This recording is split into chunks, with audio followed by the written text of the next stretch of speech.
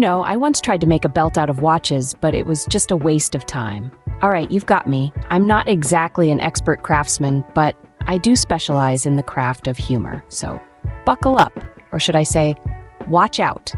There's this story about a chicken, not your ordinary barnyard chicken, but a chicken named Clucky who had a peculiar habit of crossing roads. Now you might be thinking, why did Clucky cross the road? No, not to get to the other side, but to escape the farmer's wife who was on a relentless pursuit of organic eggs.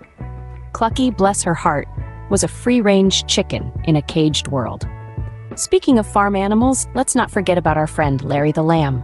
Larry, the black sheep of the family, was a lamb with an identity crisis. He insisted he was a goat. Imagine the confusion at the annual sheep-goat soccer championship. Larry, dribbling the ball like a pro, bleeding to the beat of his own drum, would scream, "I goat this," every time he scored a goal. Talk about a bad identity crisis. And then there was this peculiar incident with a fish named Finny. Finny was a goldfish with a memory better than an elephant's. Stories of Finny's escapades were legendary in the aquarium world. He could remember every nook and cranny of the tank, every pebble, every plant.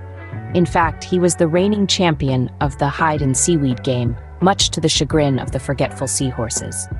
Now, shifting gears to the world of insects, meet Antonio the ant. Antonio had a peculiar obsession with sugar. He was the ant version of a sweet tooth, or should I say sweet mandible?